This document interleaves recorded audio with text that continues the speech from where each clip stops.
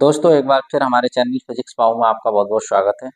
दोस्तों आज हम बीएससी पार्ट 1 के जो फर्स्ट सेमेस्टर है उसका जो पेपर है mathematical physics and Newtonian mechanics उस पर हम बात करने जा रहे हैं। और एक चैप्टर का जो बहुत ही ज़्यादा महत्वपूर्ण टॉपिक हैं पहले हम उन्हें कवर करेंगे, उसके बाद कम इम्पोर्टेंट वाले करेंगे। ठीक है, तो पहले हम बात करते हैं न्यूटोनियन मैकेनिक्स का एक पोर्शन है। ठीक है, जो इलेक्ट्रिसिटी से रिलेटिव है और इसमें जो है इलास्टिक कांस्टेंट के बारे में आता है और इलास्टिक कांस्टेंट में क्या रिलेशनशिप होते हैं। इसके 4 रिलेशनशिप हैं, उन चारों रिलेशनशिप में से एक रिलेशनशिप हर बार आता है। ठीक है, तो आज हम उसी पर बात कर रहे हैं और थोड़ा सा हम बता देते हैं इलास्टिक कांस्टेंट क्या होते हैं। आप सभी लोग इस बात से फेमिलियर होंगे कि आपने पढ़ा होगा कि आप लोगों ने ये पढ़ा होगा इसमें कि यंग प्रत्यास्थता गुणांक है नहीं, आयतन प्रत्यास्थता गुणांक, धारणता गुणांक, ठीक है, पाइसन अनुपात, ये सब पढ़े होंगे। तो ये 4 होते हैं, एक होता है बाई, एक होता है के, एक होता है सिग्मा और एक होता है ईटा। ये 4 होते हैं। बाई जो होता है ये यंग्स मॉडुलस ऑफ इलास्टिसिटी होता है भाई। ठीक है, यंग्स मॉडुलस ऑफ इलास्टिसिटी होता है। इसे हम, ठीक है, यंग्स मॉडुलस ऑफ इलास्टिसिटी होता है और इसे हम यंग प्रत्यास्थता गुणांक कहते हैं। के जो होता है बुल्क्स मॉडुलस ऑफ इलास्टिसिटी होता है जिसे हम आयतन प्रत्यास्थता गुणांक कहते हैं। और ईटा जो होता है इसे शेयर मॉडुलस ऑफ इलास्टिसिटी, ठीक है, शेयर, ठीक है, मॉडुलस ऑफ इलास्टिसिटी, या फिर इसे हम मॉडुलस रिजिडिटी कहते हैं। मॉडुलस रिजिडिटी, RIGIDITY, ठीक है, हिंदी में कहते हैं धारणता गुणांक। दोनों इसके नाम होते हैं, धारणता गुणांक कह दो या अपरूपक प्रत्यास्थता गुणांक कह दो। ठीक है, और अब बचा है सिग्मा। सिग्मा क्या होता है भाई? सिग्मा जो होता है मेरे भाई इसे हम पाइसन अनुपात कहते हैं, पाइसन्स रेशियो। ठीक, बात समझ में आई? ये बात हमारे सब बच्चों की समझ में आई। अच्छा, एक बात और हम बताने चाह रहे हैं कि आप लोगों ने शायद पॉइजन रेशियो के बारे में नहीं पढ़ा होगा, तो थोड़ा सा मैं उस पर बता देता हूँ। ठीक है, और इसे समझाने के लिए हम क्या काम कर रहे हैं, एक नया पेपर इसमें इंसर्ट कर लेते हैं, जरा आप लोग समझिए जी। एक न्यू पेपर हमने ये ले लिया और इस पर हम थोड़ी सी बात करेंगे और जी फिर बाद में बात करेंगे। देखो, पॉइजन रेशियो जो होता है, मैं आप लोग को एक बात बता दूं कि जैसे ये कोई वायर है, ये कोई रिजिड एंड है और इससे ये हमने कोई वायर ले लिया और हमने ये डिफॉरिंग फोर्स लगाया। जब आप लोग जानते होंगे डिफॉरिंग फोर्स के बारे में, ग्रुप ऑफ बल जो होता है, ठीक है, जब हमने लगाया और लगा के हमने इसकी लेंथ में वृद्धि करी, जब हमने इसमें लेंथ में वृद्धि करेंगे तो इसका जो डायमीटर है, डायमीटर जानते हैं, व्यास, ठीक है, डायमीटर क्या हो जाएगा? कम हो जाएगा। भाई ये तो आप लोग जानते हैं कि डायमीटर कम हो जाएगा जब लेंथ इंक्रीज होगी तो लेंथ के बढ़ने के कारण मतलब लेंथ में एक फ्रैक्शनल चेंजिंग आएगी, मतलब ओरिजिनल लेंथ और लेंथ में चेंजिंग टू ओरिजिनल लेंथ आएगा एक, है ना। तो उस चेंजिंग के थ्रू एक इसमें स्ट्रेन उत्पन्न होगी, स्ट्रेन मीन्स विकृति। तो उस विकृति को हम कहते हैं अनुदैर्ध्य विकृति या लॉन्गिट्यूडिनल स्ट्रेन कहते हैं। एक तो वो उत्पन्न हो जाएगी लेंथ में चेंजिंग बटे ओरिजिनल लेंथ, ठीक है, ओरिजिनल लेंथ, यदि ओरिजिनल लेंथ को कैपिटल एल लिख लें तो बटे कैपिटल एल, ठीक है। ये तो लॉन्गिट्यूडिनल स्ट्रेन हो गई, लॉन्गिट्यूडिनल स्ट्रेन हो गई, ठीक है, जिसे हम अनुदैर्ध्य विकृति कहते हैं, इससे आप लोग जानते ही हैं। परंतु एक इसके व्यास में चेंजिंग के कारण भी हो गई, जो लेंथ के परपेंडिकुलर डायरेक्शन, ठीक है, उसे हम क्या कहेंगे? वो हो जाएगी चेंज इन, ये मानो पहले इसका जो डायमीटर था वो चेंज जो होकर डी हो गया और चेंज होकर डेल्टा डी हो गया और ओरिजिनल डी था, एक ये हो गई। इसे हम लेटरल स्ट्रेन कहते हैं, लेटरल, लेटरल स्ट्रेन। इसे कुछ लोग अनुप्रस्थ विकृति भी कहते हैं, ठीक है, अनुप्रस्थ विकृति, ठीक है, ये उसके परपेंडिकुलर होती है। और इन दोनों का जो रेशियो होता है किनका? Lateral strain upon longitudinal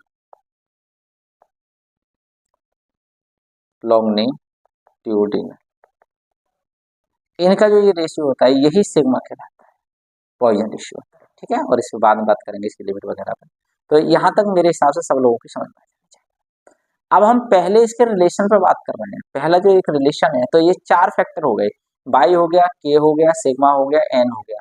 by, के, सिग्मा और एन जो होते हैं, इन्हीं को हम क्या कहते हैं भाई, इलास्टिक कांस्टेंट कहते हैं। यंग प्रत्यास्थता गुणांक, आयतन प्रत्यास्थता गुणांक, पाइसन अनुपात और दृढ़ता गुणांक, ठीक है। इन ये क्या कहलाते हैं, ये इलास्टिक कांस्टेंट कहलाते हैं।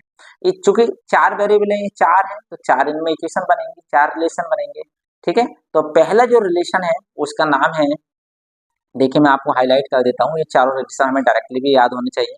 पहला जो रिलेशन है वो आपका ये ले लेते हैं, हाईलाइटर ले लेते हैं। पहला जो है ये है, क्या है, बाई बराबर 3 के 1 माइनस 2 सिग्मा, ठीक है। By Young's modulus of elasticity है, के यहाँ पर बुल्क मॉडुलस ऑफ इलास्टिसिटी है, और सिग्मा पॉइजन रेशियो है, ठीक है। ये आपको ध्यान होना चाहिए, ठीक। अब इसका डेरिवेशन करने के लिए हम क्या काम करते हैं, थोड़ी सी थ्योरी हमें समझनी पड़ेगी। हम क्या करते हैं, इसके डेरिवेशन करने के लिए हम एक क्यूब बना लेते हैं। क्यूब जानते हैं आप, घन, एक हम घन बना लेते हैं, ठीक है। पेन ले लेते हैं हम लोग, पहले ये हटा देते हैं। अब हम पेन ले लेते हैं, पेन सेलेक्ट कर लिया जी, ये इस तरह से, ये हमने एक क्यूब बना,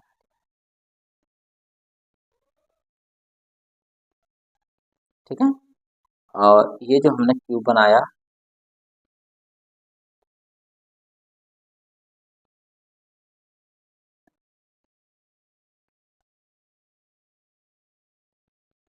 ये हमने क्यूब ले लिया, ठीक है। जब ये हमने ये क्यूब ले लिया, और ये क्यूब ऐसा माना है हमने, ये क्यूब की एक्सिस हो गई, ये साहब एक्स एक्सिस हो गई इसकी, ये वाई एक्सिस हो गई, और ये इसकी जेड एक्सिस हो गई, ठीक है। और ये क्यूब जो है, इसकी जो एवरी साइड है, प्रत्येक जो साइड है वो यूनिट लेंथ की है, मतलब 1 सेंटीमीटर कह दो या 1 मीटर कह दो, यूनिट लेंथ की है, ठीक है। और इसके जितने फेसेज हैं, आप लोग जानते हैं क्यूब के कितने, क्यूब मतलब घन के कितने फेसेज होते हैं, फेसेज मतलब फलक जो होते हैं 6 होते हैं। 6 फेसेज पर हम आउटसाइड में फोर्स लगा रहे हैं, बाहर की ओर, 6 फेसेस पे। और ये डायग्राम तुम्हें बनाना भी होगा, मैं यहाँ बना नहीं पाया हूँ, ठीक है। ये 6 फेसेस पे, ठीक।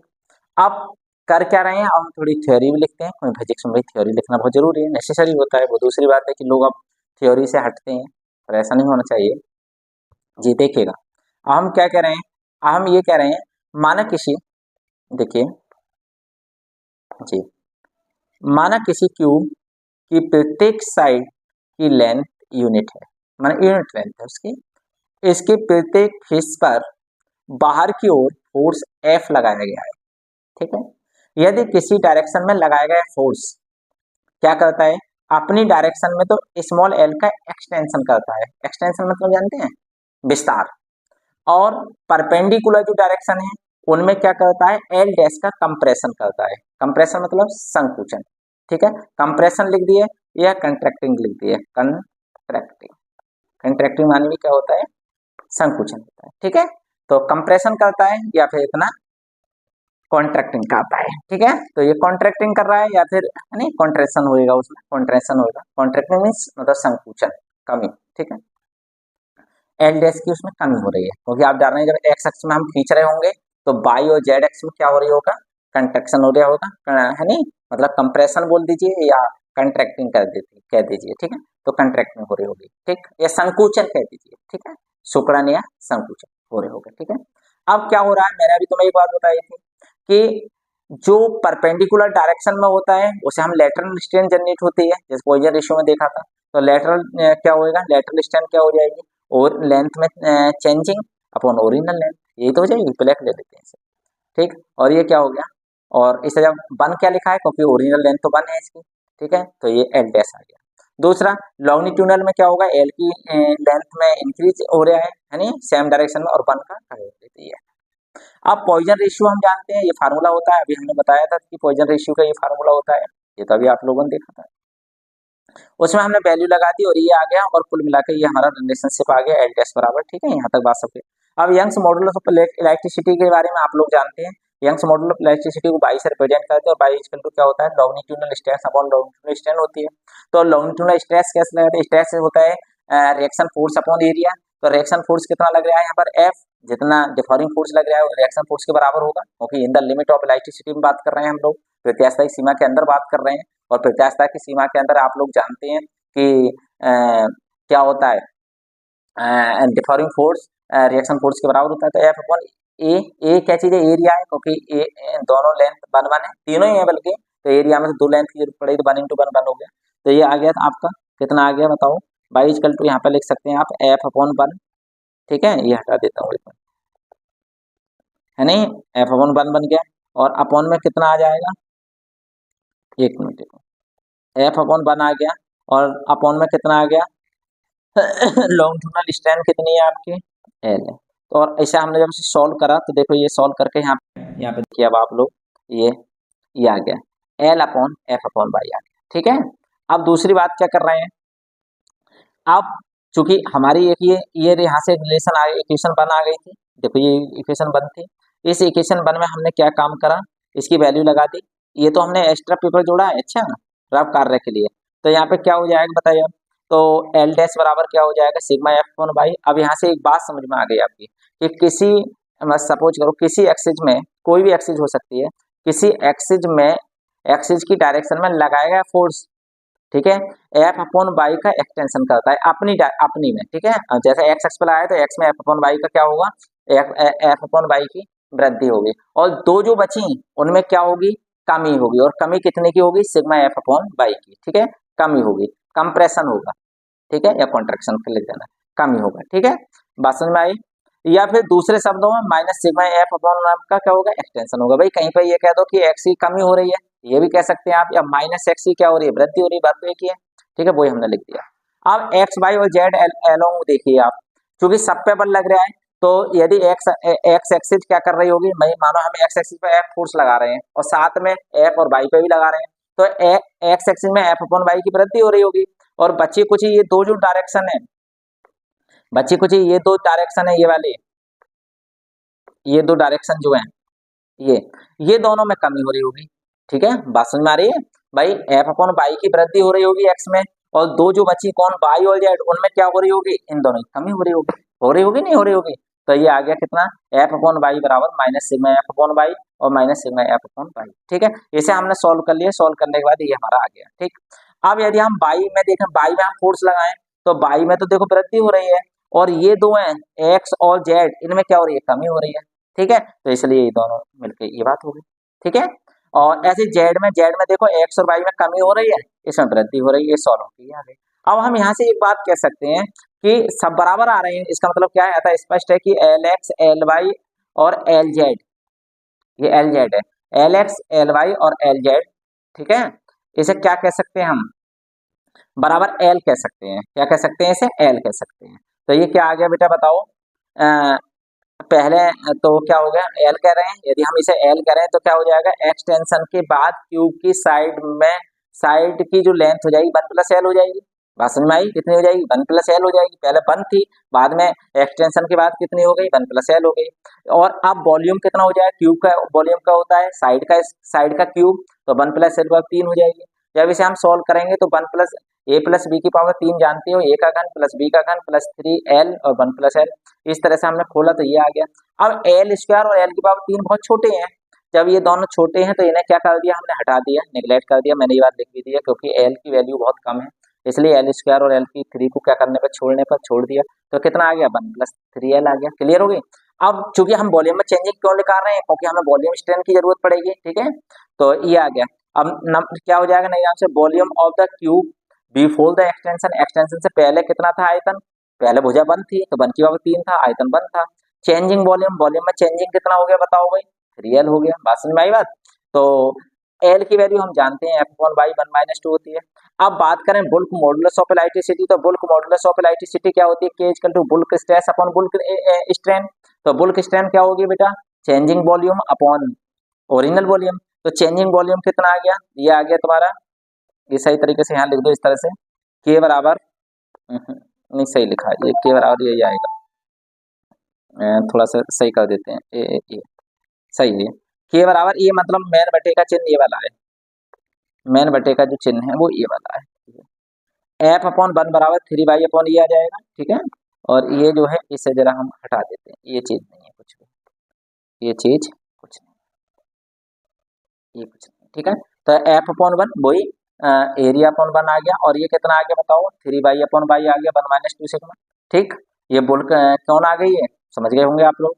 इसके बटे में भी एक होगा, इसके बटे में भी क्या होगा भाई, चेंजिंग वॉल्यूम, चेंजिंग वॉल्यूम तो ये है 3f/बाई इंटू 1 + 1 - 2 सिग्मा, और ओरिजिनल वॉल्यूम कितना है 1, यही तो है। ऐसा जब सॉल्व करेंगे हम लोग तो सॉल्व करने के बाद ये आ जाएगा, ठीक है। देख लो आप लोग सॉल्व करना, मैन बटे का चिन्ह ये, अब ये हो जाएगा बाई और ऊपर पहुंच जाएगा, 5 से कट जाएंगे, और ये हमारा एक फर्स्ट एक एक रिलेशन ये हमारा बन गया, ये हमारा जो है एक रिलेशन है, ठीक है। और अपने आप में ये बहुत महत्वपूर्ण डेरिवेशन है, ठीक। अब दूसरा, दूसरे रिलेशन पे और बात करते हैं हम जी, इसे जल्दी शॉर्ट में कर देंगे। अब दूसरे में क्या हो रहा है, सुनो जरा मेरी बात समझने की कोशिश करो। दूसरे में हम क्या कर रहे हैं, इसमें ये 3 एक्सिस बन गई इसकी, देखो इसका डायग्राम हमने बना दिया है। ये कौन सी एक्सिस है भैया, एक्स एक्सिस है, ठीक। ये जो है इसकी कौन सी एक्सिस है साहब, ये बाई एक्सिस है, और ये तीसरी कौन सी है साहब, ये इसकी जेड एक्सिस है, ये 3 एक्सिस है, ठीक है। अब हम क्या कर रहे हैं, जेड के अलोंग तो कोई फोर्स नहीं लगा रहे हैं। जब ये दूसरा रिलेशन आ जाए, और दूसरा रिलेशन है, आप ध्यान रखना बाई इक्वल टू कितना होता है, बाई इक्वल टू होता है 2 ईटा 1 + सिग्मा, ठीक है। बात समझ में आई, ये ध्यान रखना। तो दूसरा जो रिलेशन होता है, तो दूसरे रिलेशन में हम ये काम करते हैं, क्या काम करते हैं दूसरे रिलेशन में, ध्यान देना आप लोग। दूसरे रिलेशन में हम ये काम करते हैं कि एक्स पे तो बाहर की ओर लगाते हैं, एक्स एक्सिस के अलोंग, जो क्यूब है, क्यूब वही यूनिट लेंथ का लेंगे, और बाई पर अंदर की ओर लगाते हैं, और जेड पर कोई फोर्स लगाते नहीं है।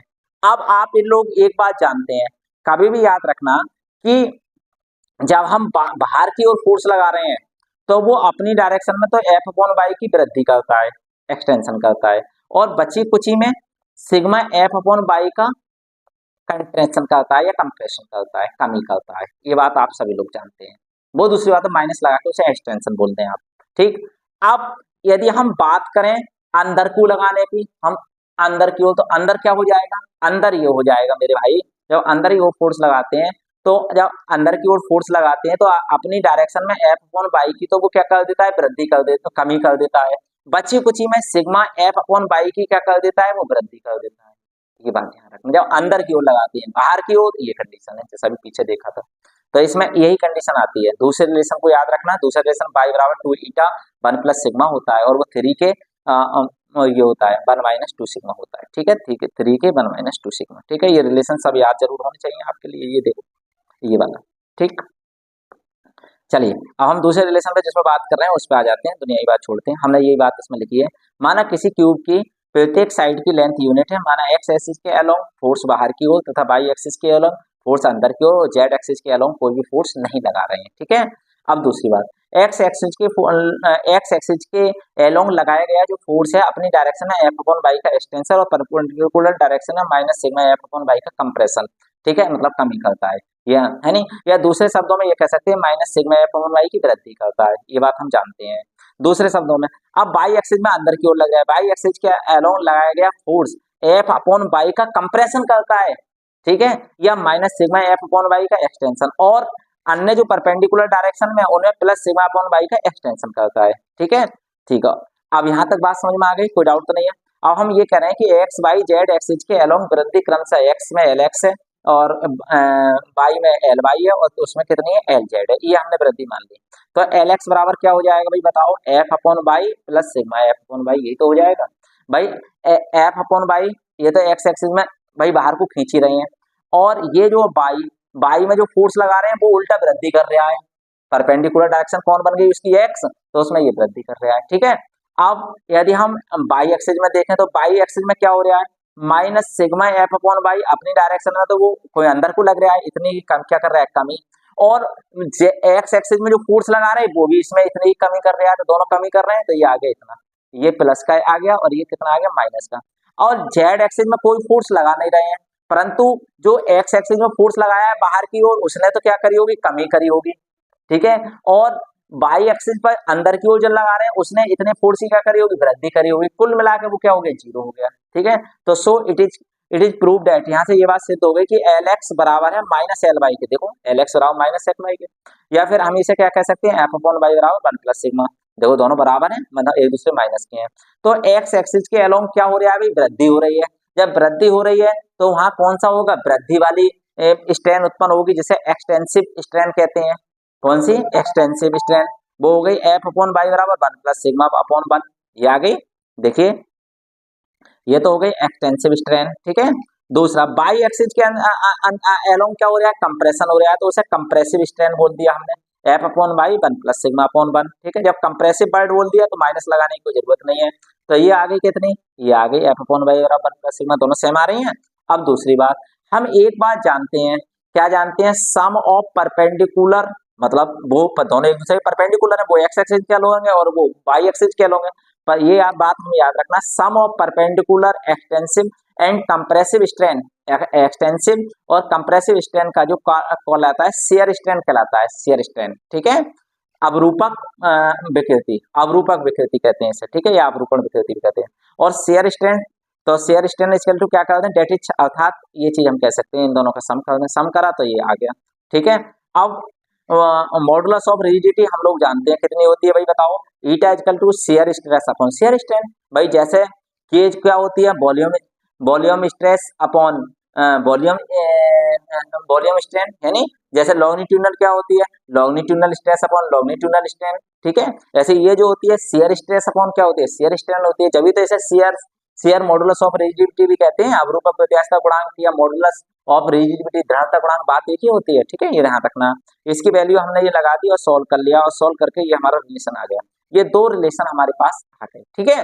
और दो रिलेशन बचे वो हम बाद में करवाएंगे, क्योंकि नहीं तो वीडियो बहुत बड़ी हो जाएगी, ठीक है। इन दो रिलेशन से अब अगले पार्ट में हम अगली जो वीडियो डालेंगे उसमें ये करवाएंगे। और इसके अलावा यदि और जो आपके पास दृढ़ता गुणांक और प्रत्यास्थता गुणांक वगैरह ये नहीं आते हो आपके पास, ठीक है, कि ईटा क्या है, सिग्मा क्या है, बाई क्या है, स्ट्रेस क्या है, स्ट्रेन क्या है, तो आप लोग नीचे कमेंट कर दीजिए, मैं उस पर भी वीडियो आपकी बना दूंगा, ठीक है। Thank you very much. और डेली मैं आपके लिए एक वीडियो दूंगा, और गारंटी के साथ जो आपका एग्जाम होने वाला है उसमें 100% यहाँ से क्वेश्चन मिलेंगे। मात्र 10 दिनों में ही आपकी बहुत अच्छी तैयारी हो जाएगी। Thank you very much, thank you very much of all you, ठीक है।